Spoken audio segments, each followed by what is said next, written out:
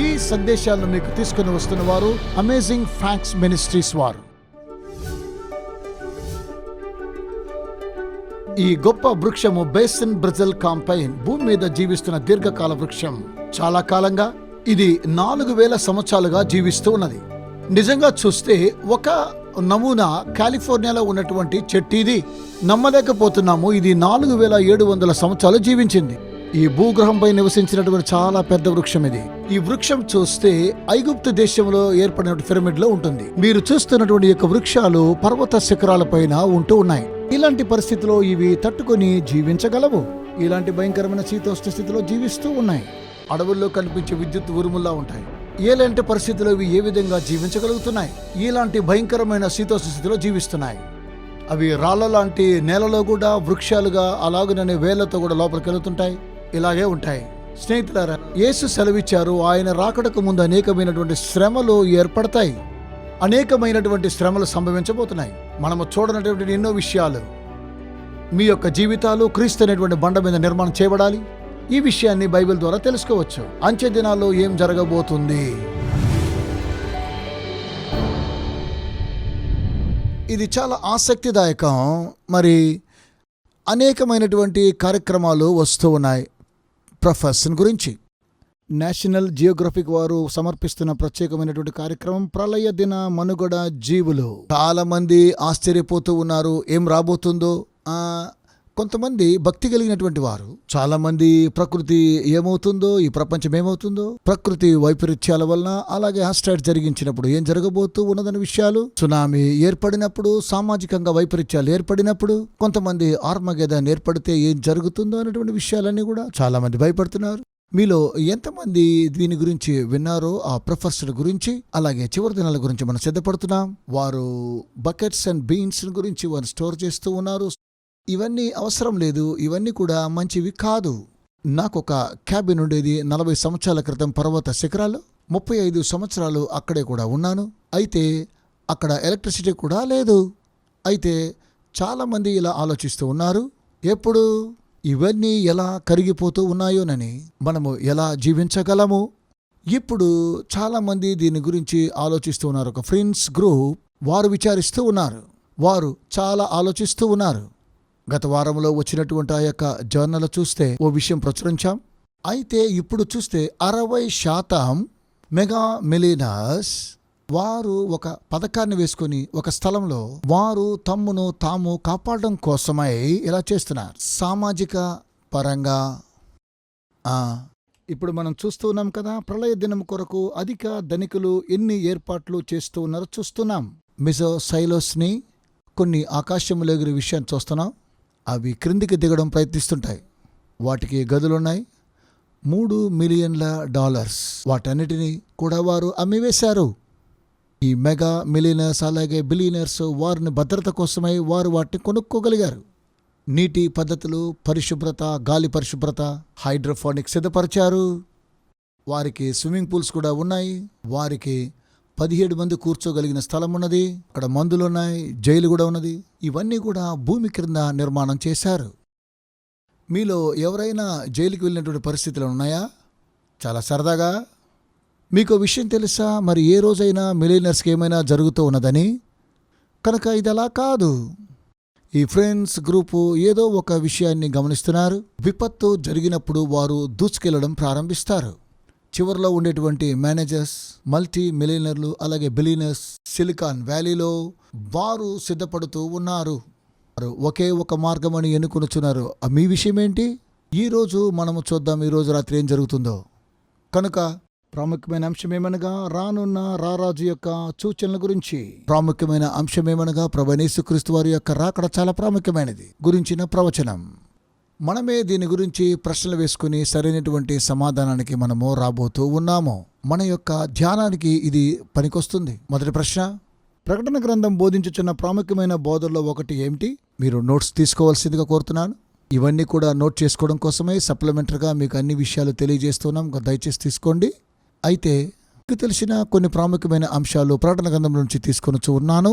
ప్రభువైన యేసుక్రీస్తు రాకడ ఏదో ఒక ఆలోచన కాదు. బైబిల్ గ్రంథంలోని చివరి పుస్తకం ఇది. స్నేహితులారా, మొదటి అధ్యాయము 7వ వచనం చూద్దాం. ఇదిగో ఆయన మేఘారుడు వస్తున్నాడు, ప్రతి నేత్రము ఆయనను చూచును, ఆయనను పొడిచిన వారు కూడా చూచెదరు. ప్రకటన గ్రంథము 14:14 మనం చూసినట్లయితే తెల్లటి మేఘం, ఆ తెల్లని మేఘమును మనిషి కుమారుని పోలినటువంటి ఒక వ్యక్తి, ఆయన శిరస్సు మీద సువర్ణ కిరీటం ఉండెను. మరలా రెండవ రాకడ గురించి మాట్లాడుతున్నాం. ఎవరైనా మేఘాల మీద వస్తే ప్రభువైన యేసు వస్తున్నాడని అర్థం. ప్రకటన గ్రంథము 22:7 ఇదిగో నేను త్వరగా వస్తూ ఉన్నాను. ఈ గ్రంథంలోని ప్రవచన వాక్యములను గైకొనేవాడు ధన్యుడు. బైబిల్ గ్రంథంలో చివరి పుస్తకం ఇది ఇంకా జరగలేదు. ప్రకటన గ్రంథము 22:20 ఈ సంగతుల గురించి సాక్ష్యం ఇచ్చేవాడు అవును త్వరగా వచ్చుచున్నానని చెప్పుచ్చు ఉన్నాడు. త్వరగా త్వరగా త్వరగా అవును మీరు ఆలోచిస్తూ ఉన్నారు. పాస్టర్ యోహాను 2000 సంవత్సరాల క్రితం రాశాడు. దేవుని యొక్క త్వరగా మన యొక్క త్వరగా అది ఒకటి కాదు. మనం త్వరగా అనుకుంటాం, మరియు మన తరంగాలు చాలా మెల్లగా ఉన్నాయి. అవునా? ఎందుకు ఆలస్యం అవుతున్నాయి? మాతో కూడా ఉండండి, మరో క్షణంలో మీకు తెలియజేస్తాం. మీతో సాక్ష్యం ఇచ్చిన వాడు ఇదిగో త్వరగా నేను వస్తూ ఉన్నాను. ఆమెన్. ప్రభువైన యేసు త్వరగా రమ్ము. ఈ పుస్తకములో ఉన్నటువంటి ప్రాముఖ్యమైన అంశం. కనుక ప్రభు సెలవిచ్చిన రీతిగా ఆయన వస్తున్నాడు, ఆయన త్వరగా వస్తున్నాడు. యేసు ప్రభు రెండవ రాకడ యొక్క సమయమును గూర్చి మనం ఏమీ తెలుసుకొనగలము? ఇక్కడ మనం చాలా జాగ్రత్తగా వినాలి. నేను చెప్పే విషయాన్ని మీరు జాగ్రత్తగా వినాలని కోరుతున్నాను. మనందరికీ తెలుసు ప్రభువైన యేసుక్రీస్తు వారు రాబోతున్నారు. కొంతమంది అయితే సమయాలు కూడా తెలియజేస్తున్నారు ప్రభువైన రాకడను గురించి. మత్తయి సువార్త 24వ ప్రభువైన యేసు తన రాకడ గురించి చెప్పారు. ఆ కాలముల గురించి, ఆ సమయాన్ని గురించి ఎవరికీ తెలియదు అంటున్నారు. ఏ మనుషుడు కూడా, దేవదూతలకు కూడా తెలియదు, నా తండ్రికి తప్ప. ప్రభువైన యేసు పరలోకంలో ఉన్నాడు, ఆయనకి ఇప్పుడు తెలుసును. ఆ సమయం ఏంటో నీకు తెలుసు. నేను నీ యందు నమ్మికించుచున్నాను తండ్రి, నన్ను ఎప్పుడు పంపిస్తావో నాకు తెలుసును. ప్రభువైన యేసు భూమిలో ఉన్నప్పుడు ఆ దినం కూడా నాకు తెలియదు అన్నాడు. మా తండ్రి గారికి మాత్రమే తెలుసు. ఎవరో దీని గురించి ఆలోచన చేస్తే, అలా చేస్తే అది తప్పు అవుతున్నది. యేసుక్రీస్తు రాకడ సమయం నాకు తెలుసును. ఇక్కడున్న జెంటిల్మెన్ హెరాల్డ్ క్యాంపెయిన్ చాలా మంచివారు, ఎలాంటి ప్రశ్న కూడా వేసేవారు కారు. ఆయన ఒక ప్రెసిడెంట్ అండి, ఫ్యామిలీ రేడియో. ఇదో గొప్ప క్రైస్తవ మ్యూజిక్. మీలో చాలామంది జ్ఞాపకం ఉండొచ్చును. కొన్ని సంవత్సరాల క్రితం ఆయన 2011వ సంవత్సరంలో 2-3 సార్లు ప్రభువైనటువంటి యేసుక్రీస్తు తిరిగి వస్తానని చెప్పారు. మొట్టమొదటిగా 1994లో, 1996 సంవత్సరంలో నేను సెమినార్ చేస్తున్నాను. ఆయన ఇచ్చినటువంటి ఆ యొక్క తేదీ నా సెమినార్కు చాలా పనికొచ్చింది. అయితే యేసు ప్రభు రాలేదు. నేను చక్కగా దాన్ని తెలియచేయగలిగాను. అది అలా జరగలేదు. ఆయన పెద్ద తేదీ చెప్పారు, మే 2011. 2011లో ఆయన్ని మేము ఇంటర్వ్యూ చేశాము. వార్తల్లో ఆయనకు ఒక విషయాన్ని తెలియజేశాను. ఇది ఒక మత కర్మని. మీకు గొప్ప రేడియో స్టేషన్ ఉంది, మేము $1 మిలియన్ మీకు ఇస్తాం. వాటిని ఉపయోగించుకొని ప్రభువైనటువంటి యేసుక్రీస్తు వారు రాలేదు అని చెప్పాలని మేము కోరాము. చేయలేకపోయాడు. ఆ తర్వాత చాలా ప్రాముఖ్యంగా ప్రభువైనటువంటి యేసుక్రీస్తు రాలేనప్పుడు అతడు చాలా బాధపడుతూ ఉన్నాడు. చాలామంది విశ్వసించారు. ఎందుకో తెలుసా మీకు? ఎందుకో తెలుసా? వారు విశ్వసనీయతను కోల్పోయారు. కనుకనే మనం జాగ్రత్తగా ఉండాలి. ప్రజలు మరో దినాల గురించి తెలియజేస్తారు, మరో రోజుని తెలియజేస్తే జాగ్రత్తగా ఉండాలి. మనము ఉండేటువంటి దినాలు యేసుక్రీస్తు రాకడలో ఉన్నాం. నిజమేమనగా మీ నిమిత్తము మీరు చూసినట్లయితే ఒకవేళ మీరు చనిపోతే ప్రభువైన యేసుక్రీస్తు వారి యొక్క పునరుద్ధానంలో మీరు తిరిగి లేస్తారని. ఆయన త్వరగా మీకోసం రాబోతున్నాడు. మీరు జీవించినప్పటికీ కూడా 90 సంవత్సరాలు, 100 సంవత్సరాలు, 200 సంవత్సరాలు నిత్యత్వాన్ని గురించిన ఉద్దేశం ఏంటి? చాలా క్లుప్తంగా చెబుతాను. బైబిల్ తెలియజేస్తూ ఉన్నది ఒక దినము 1000 సంవత్సరములని. ఇప్పుడు ప్రభువైన యేసు తెలియజేస్తున్నారు సమయం తెలియదని. అయితే ఆయన దగ్గరలో ఉన్నాడని తెలుసుకోవచ్చు. మత్తయి సువార్త 24:33లో ఆయన అన్నారు, ఇవన్నీ ఇలా జరుగుతూ ఉన్నప్పుడు, మీరు చూస్తూ ఉన్నప్పుడు సమీపంగా ఉన్నాయని. యేసుక్రీస్తు సూచన చెప్పారు, మీ తలలెత్తి చూడండి. ఇవన్నీ జరుగుతున్నప్పుడు మీరు జాగ్రత్తగా గమనించండి. 5 సార్లు మార్కు సువార్తలో ప్రభువైన యేసుక్రీస్తు రాకడ గురించి చెప్పారు. చూడండి, చూడండి, చూడండి అంటున్నాడు. 4 సార్లు ఆయన ఎదురు చూడమంటున్నాడు. త్వరగా వచ్చినప్పుడు అందరూ నిద్రించడం మనం చూస్తున్నాం. ఆయన ఒక మాట చెప్పారు బుద్ధిగల కన్యకల గురించి. పెండ్లి కుమారుడు వస్తున్న వారు నిద్రించారు, వారు సిద్ధపాటుతో లేరు. ఇవన్నీ ఇలా జరుగుతున్నప్పుడు ఆయన అన్ని సూచనలు తెలియజేశారు.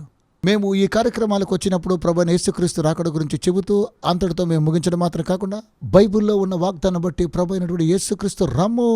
ఇది చాలా మంచిది క్రైస్తవులకు ప్రభువైన యేసుక్రీస్తు రావడం. ఆమేన్. ఇది చాలా మంచిది. తేదీ నిర్ణయించకండి, మనం వేచి ఉండాలని ఆయన కోరుతూ ఉన్నాడు. కనుక ఆయన త్వరగా వస్తున్నారా? ఓ ఉన్నతమైనటువంటి ఐడియా. మనము చరిత్రలో ఎక్కడ ఉన్నామో మనం ఆలోచించాలి. బైబిల్ గ్రంథంలో చూసినట్లయితే చరిత్ర చూసినప్పుడు 3 గొప్ప విషయాలు చూస్తూ ఉన్నాం. కాలము చూసినట్లయితే ఆదాం మొదలుకొని అబ్రహాము వరకు 2000 సంవత్సరాలు. మన సృష్టి యొక్క సమయం ఏంటో తెలియదు. బైబిల్ గ్రంథంలోని సత్యాలు మనం తెలుసుకోవాలంటే, బైబిల్లో అనేటువంటి కాలంలో తెలుసుకోవాలంటే చాలా కఠినం ఇది. అలాగే దావీదు, అలాగే సంసోను జీవించిన జీవితాలు చూస్తే, అయితే మిమ్మల్ని వెనకకు తీసుకుని వెళ్తున్న ఆదాం మొదలుకొండి సృష్టి వరకు మనం చూసినట్లయితే ఆ సమయాలు మనకు తెలియదు. అయితే రెండవ రాకడల గురించి సమయం మనకు తెలియదు. అయితే చరిత్ర ఒకసారి మనం గమనిస్తే, ఆదాము పుట్టలేదు, అతడు సృష్టించబడ్డాడు 4004 క్రీస్తు పూర్వములో.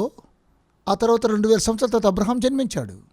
మొదటి 2000 సంవత్సరాలు దేవుడు పితరులకు సువార్తను తెలియజేశాడు. వారు యూదులు కాదు, వారు ప్రజలు. ఆదాము, షేతు, నోవా, మెతుషల, అలాగే హనోకు, వీరు దేవుని ప్రజలు. ఆ తరువాత అబ్రహాము కాలములో దేవుడు సువార్తను 2000 సంవత్సరాల క్రితం ప్రత్యేకంగా తెలియజేశారు హెబ్రీయులకు, యూదులకు. మరియు యేసుక్రీస్తు వారు జన్మించింది క్రీస్తు 4. ప్రజల్లో గందరగోళం సృష్టించిన అవసరం లేదు. యేసుక్రీస్తు వారు 0 సంవత్సరం లేదా క్రీస్తు పూర్వము లేదా క్రీస్తు శకం మధ్య ఆయన జన్మించారు. ఆ తరువాత వారు తేదీలను కనుగొనుచూ ఉన్నటువంటి సమయం వచ్చినప్పుడు ప్రభువైన యేసుక్రీస్తు వారి యొక్క జననము 0 సంవత్సరంలో జన్మించారు అని, సంవత్సరాలు గతించిన పిదప రాజైనటువంటి హేరోదు క్రీస్తు పూర్వము 2లో చనిపోయారు. మనకందరికీ తెలుసు, అతడు చిన్నపిల్లలను చంపాలని బెత్లెహేములో ప్రభువైన యేసు 2 సంవత్సరాలు ఉన్నప్పుడు యేసుక్రీస్తు వారు బాప్తిసం పొందినది క్రీస్తు శకము 27వ సంవత్సరంలో. అలాగే క్రీస్తు శకం 30 సంవత్సరంలో అయినా బాప్తిసం పొందినట్టుగా చూస్తున్నాం. కొన్నిసార్లు మనం అనుకుంటాము ఈ క్రీస్తు శకము క్రీస్తు పూర్వము చాలా తప్పేమోనని. ఆ 4 సంవత్సరాలు. ఆ తర్వాత 2000 సంవత్సరాలు ఆదాము నుండి అబ్రహాం వరకు 2000 సంవత్సరాలు, తర్వాత ప్రభువైన యేసుక్రీస్తు. ఆ తరువాత 2000 సంవత్సరాలు మనము నివసించేటువంటి దినాలు. సువార్త ఆత్మీయ ఇశ్రాయేలులకు అలాగే సంఘానికి ప్రకటించారు. ఆ తరువాత మనము నివసించేటువంటి యొక్క దినాలన్నీ కూడా వీటన్నిటిని స్పేస్ ఏజ్ అంటారు. ఇప్పుడు మనం నివసించేటువంటి యొక్క దినాలు 2000 సంవత్సరాలు ప్రభువైన యేసుక్రీస్తు దినాలు. మనం ఇప్పుడు ఉండేది 2000 సంవత్సరాలు. ఈ మధ్యకాలంలో ఆయన జన్మించారు, అలా మరణించారు. కనుక ఇది చరిత్రలో చాలా ప్రాముఖ్యమైన సమయం. ఆ తరువాత ప్రకటన గ్రంథము 20 అధ్యాయంలో ఇలా తెలియజేస్తూ ఉంది. 1000 సంవత్సరాలు, ఆ తర్వాత 6000 సంవత్సరాలు ఈ యొక్క బైబిల్ గ్రంథంలో తెలియజేస్తున్నది. సరాసరి 7000 సంవత్సరాలు. ఇది చూస్తే ఆసక్తిదాయకంగా ఉంది. బైబిల్ గ్రంథం తెలియజేస్తూ ఉన్నది దేవునికి ఒక దినం 1000 సంవత్సరాలు, 1000 సంవత్సరాలు ఒక దినమని. దేవుడు బైబిల్ విధానంలో చూస్తున్నట్లయితే 6 దినాలు ఆయన పనిచేసి ఒక దినం విశ్రాంతి తీసుకున్నారు. 6000 సంవత్సరాలు రక్షణ పథకాన్ని గురించి ఆయన తెలియజేశారు. 1000 సంవత్సరాలు ప్రభువైనటువంటి యేసుక్రీస్తు కూడా పరిశుద్ధులు నివసించేటువంటి దినాలు అవి, విశ్రాంతి దినములవి. ఇవన్నీ కూడా ఇలా తెలియజేస్తూ ఇవన్నీ కూడా మీ మనసులో ఉంచాలని కోరుతున్నాను. ఇవన్నీ కూడా 3 శకాలుగా మనం చూస్తూ ఉన్నాము. మరి 2000 సంవత్సరాలు పితరుల కాలము, 2000 సంవత్సరాలు యూదుల కాలము, 2000 సంవత్సరాలు సంఘము, ఆత్మీయ ఇశ్రాయేలీలు, అలాగే మనం ప్రభువైన యేసుక్రీస్తు నివసించే 1000 సంవత్సరాలు, మనము నివసించేటువంటి ఆ దినములు అవి ఆసక్తిదాయకమైనటువంటివి.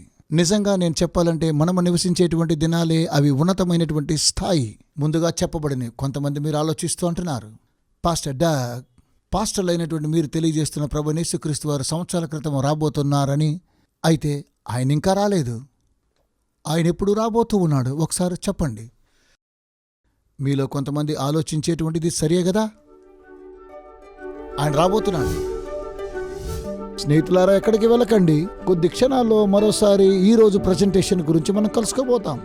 యేసుక్రీస్తు రాకడ గురించి, సూచనల గురించి తెలుసుకోవాలనుకుంటున్నారా? మనము చాలా దగ్గరలోనే ఉన్నాము. అతీతంగా విశ్వంలో జరిగే చరిత్రాత్మక సంగతిని వినబోతున్నాం. మనమందరము వెంటనే ఆయనతో కూడా కొనిపోబడతామా లేక విడిచిపెట్టబడతామా? ప్రభువైన యేసు వచ్చినప్పుడు ఆకాశములో నుండి ఒక గొప్ప మెరుపు ఈ వైపు నుండి ఆ వైపు పుడుతుంది. అనేకమైన వందలాది సత్యాలు ఇందులో ఉన్నాయి. అయితే ఒకే ఒక బైబిల్ సత్యమేమనగా, యేసు వాగ్దానం చేశాడు, నన్ను వెతికినట్లయితే నన్ను కనుగొంటారు. కనుకనే అమేజింగ్ ఫ్యాక్ట్స్ అనేటువంటి వారు ఈ సందేశంలో వినూత్నమైన సత్యాలు పొదిగించారు. బైబిల్లో ఉన్నటువంటి సత్యాల ద్వారా దీన్నే ప్రభు రాకడ దినం అంటారు. ఈ అద్భుతమైనటువంటి రంగురంగుల మ్యాగజైన్ నీవు తెలుసుకోవలసిన వినూత్నమైనటువంటి సత్యాలున్నాయి. ఎప్పుడు ఏ విధంగా ఎలాగునో జరుగుతాయి. యేసు తిరిగి వస్తూ ఉన్నప్పుడు మీ ఉచిత కాఫీ పొందుకోవడానికి ఈ తెరపైన నెంబర్ను సంప్రదించండి. మీ ఆఫర్ నెంబర్ 455ను మీరు సంప్రదించండి. ఈ నమ్మశక్యము కాని సత్యాలను మీరు చదివి మీ స్నేహితులకు పరిచయం చేయండి.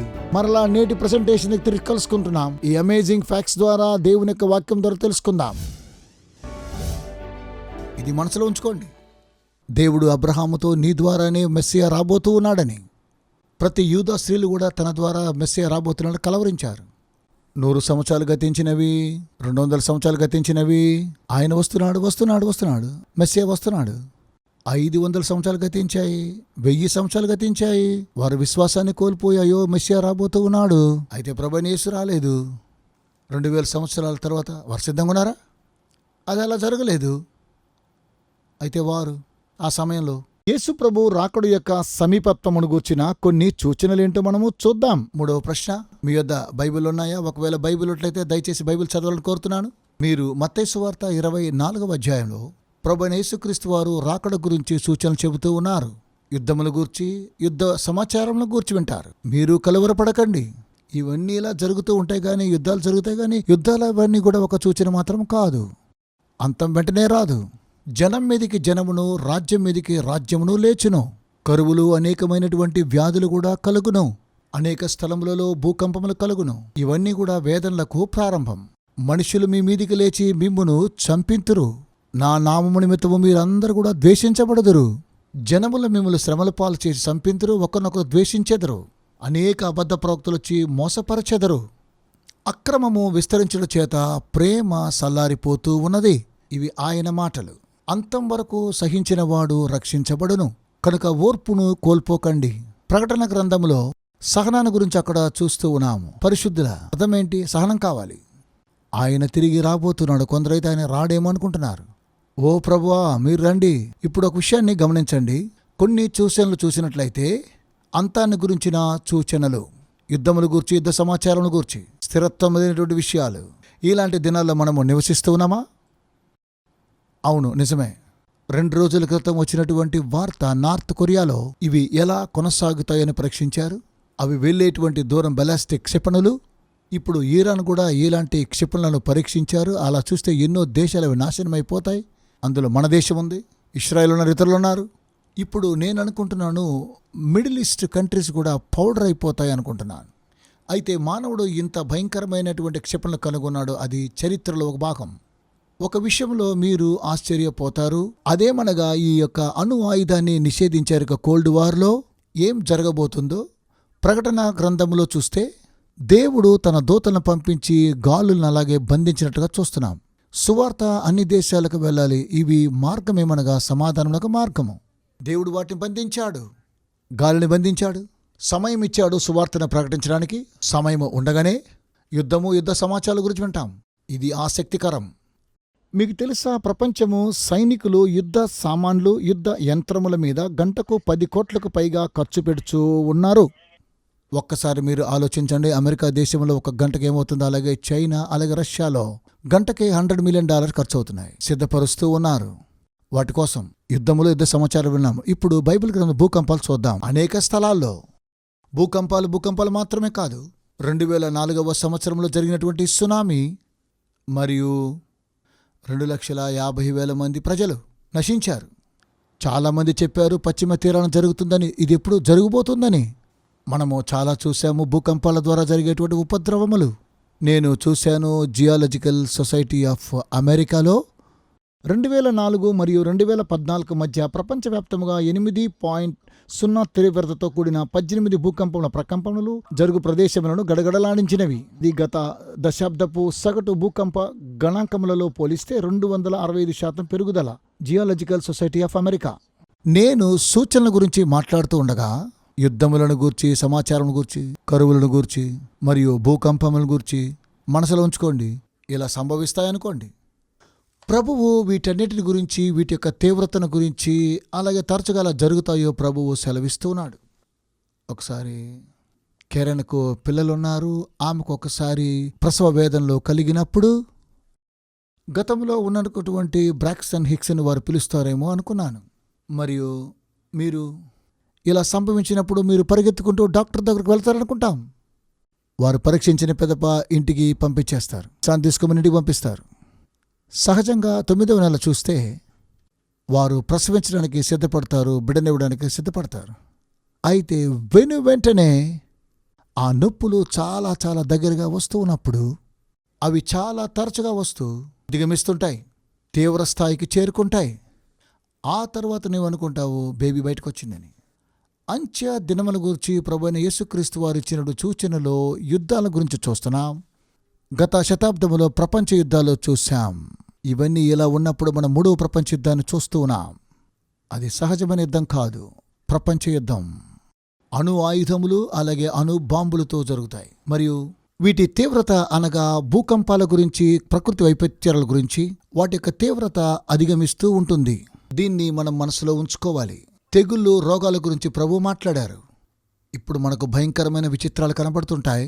ఇటీవల జరిగినటువంటి పశ్చిమ ఆఫ్రికా నుంచి వచ్చిన ఎబోలా అది తీవ్రత సృష్టించింది. అది భయంకరమైన తెగులు కాదు.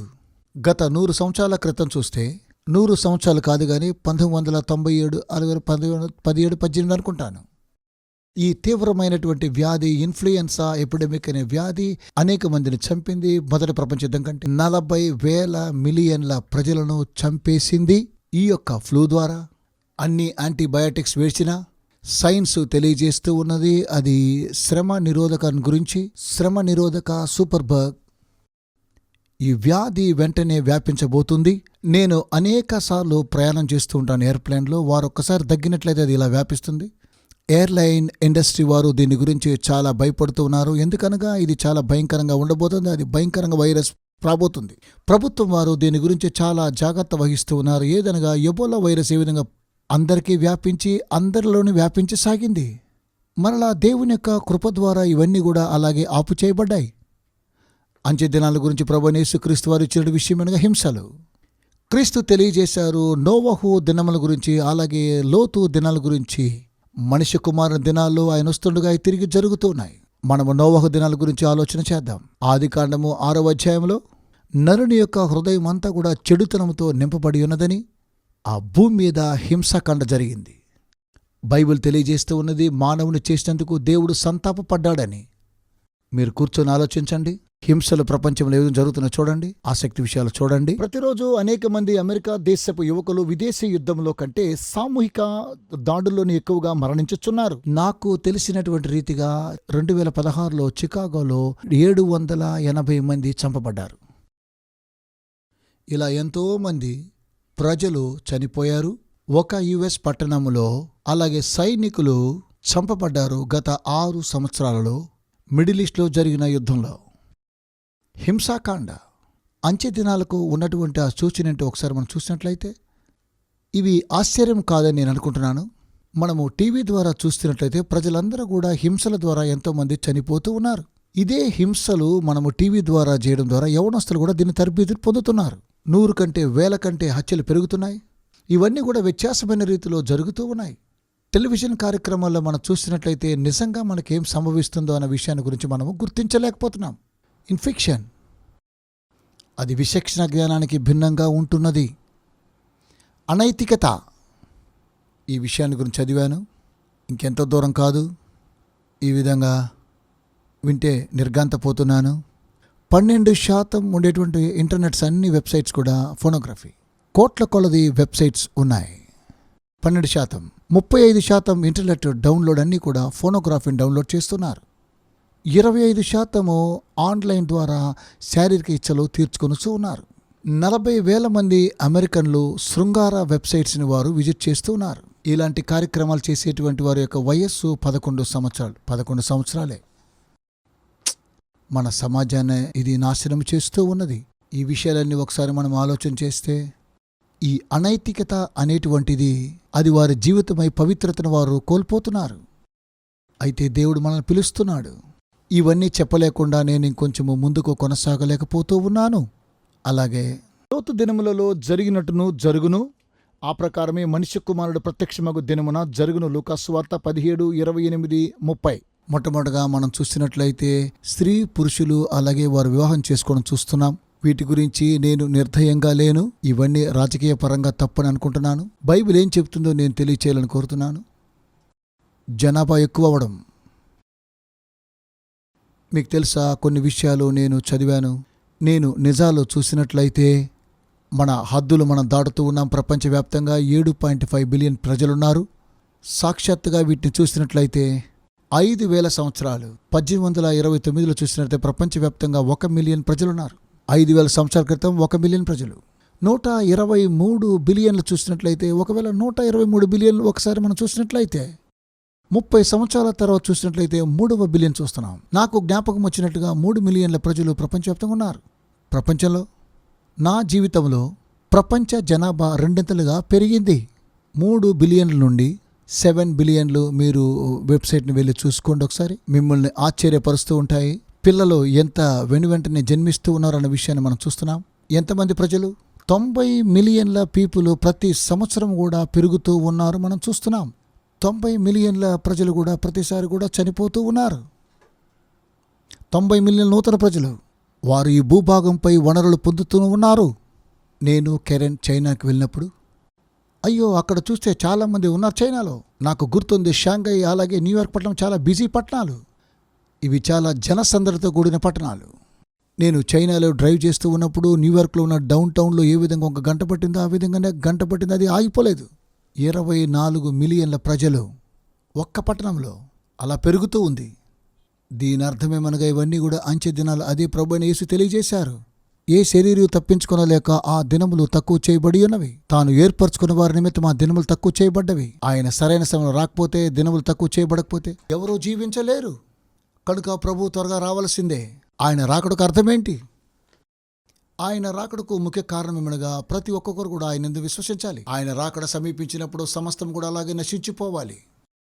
దానికి ముందుగా ప్రభు సెలవిచ్చినది ఏమనగా, మీరు అనుకున్నటువంటి గడి ఏమనగా మనిషి కుమారుడు వస్తాడు.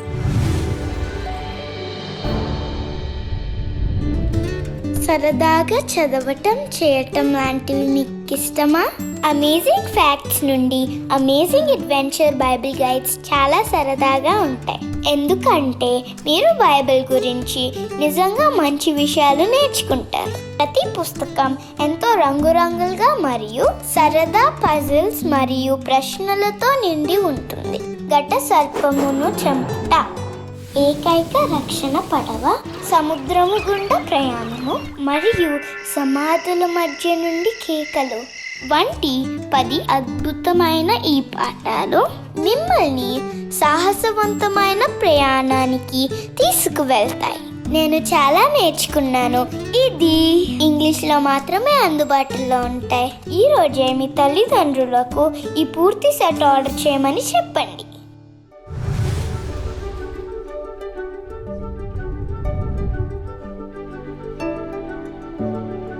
మర్చిపోకండి, ఈరోజు ఉచిత ఆఫర్ని పొందుకోవడం కోసము మీరు చేస్తూ ఉన్నటువంటి సహాయాన్ని బట్టి మీకు వందనాలు తెలియజేస్తూ ఉన్నాం. యేసుక్రీస్తు సువార్తను ప్రపంచానికి తీసుకుని వెళ్ళాలి. రాబోయే వారం మాతో కూడా కలుసుకోండి. దేవుని యొక్క వాక్యం ద్వారా లోతైన సత్యాలు తెలుసుకుందాం. ఆశ్చర్యమైన సత్యాలు మనం నేర్చుకోబోతున్నాం.